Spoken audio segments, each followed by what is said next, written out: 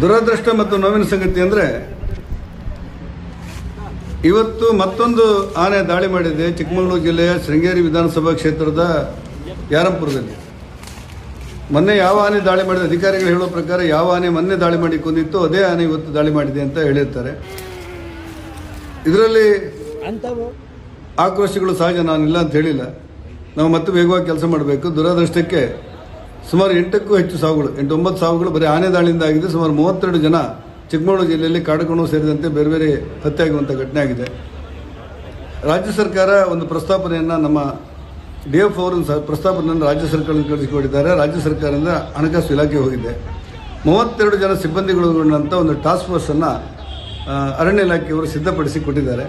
ಅರಣ್ಯ ಇಲಾಖೆ ಮನೋಜ್ ಕುಮಾರ್ ಅವ್ರ ಜೊತೆಯಲ್ಲಿ IAS ಅಧಿಕಾರಿ ಅವ್ರ ಜೊತೆ ಮಾತಾಡಿದೆ. ಅವ್ರದ್ದೊಂದು ಅನುಮೋದನೆ ಆದರೆ ನಾವು ಆನೆ ಮೇಲೆ ಕಣ್ಗಾವಲು ಇಡಲಿಕ್ಕೆ ಮತ್ತು ಜನರ ಹತ್ಯೆ ತಡೆಯಲಿಕ್ಕೆ ನಮ್ಗೆ ಅನುಕೂಲ ಆಗುತ್ತೆ ಅಂತ ಹೇಳಿದರು. ಫೈನಾನ್ಸ್ ಇಲಾಖೆಯ ರೇಜೋರ್ ಹತ್ರ ಕೂಡ ಮಾತಾಡಿದ್ದೆ.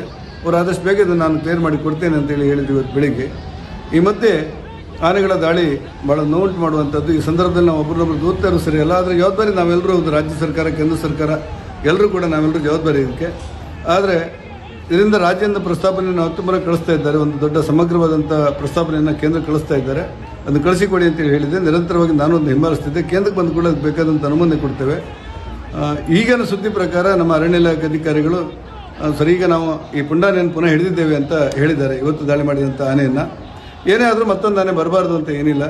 ಈಗ ನಾವು ರಾಜ್ಯವನ್ನು ಕೇಂದ್ರವನ್ನು ದೂರ್ತಾ ಇರುವಂಥ ಸಮಯ ಅಲ್ಲ ಇದು. ಆದಷ್ಟು ಬೇಗ ಇದಕ್ಕೊಂದು ಪರಿಹಾರ ಮಾಡಬೇಕು ಅಂತ ನಾವು ಯೋಚನೆ ಮಾಡ್ತೇವೆ. ದಯವಿಟ್ಟು ಎಲ್ಲರೂ ಸಹಕಾರ ಕೊಡಬೇಕು. ರಾಜ್ಯದಿಂದ ಏನೇನು ಪ್ರಸ್ತಾಪನೆ ಹೋಗಿದೆ ಅದಕ್ಕೆ ಕೇಂದ್ರದಲ್ಲೂ ಕೂಡ ಅನುಮೋದನೆ ಕೊಡ್ತೇವೆ.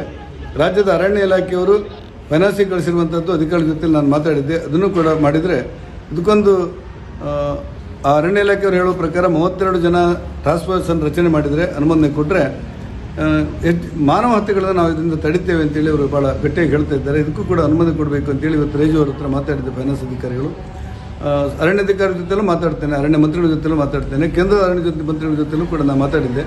ಇದಕ್ಕೆ ಆದಷ್ಟು ಬೇಗ ಒಂದು ಪರಿಹಾರ ಕೊಡ್ತೇವೆ. ದಯವಿಟ್ಟು ಎಲ್ಲ ಸಹಕಾರ ಕೊಡಬೇಕು ಅಂತೇಳಿ ನಾನು ವಿನಂತಿ ಮಾಡ್ತೇನೆ. ವಿಡಿಯೋ ನೋಡಿದ್ದಕ್ಕೆ ಧನ್ಯವಾದಗಳು. ಮುಂದಿನ ವಿಡಿಯೋದಲ್ಲಿ ಸಿಗೋಣ.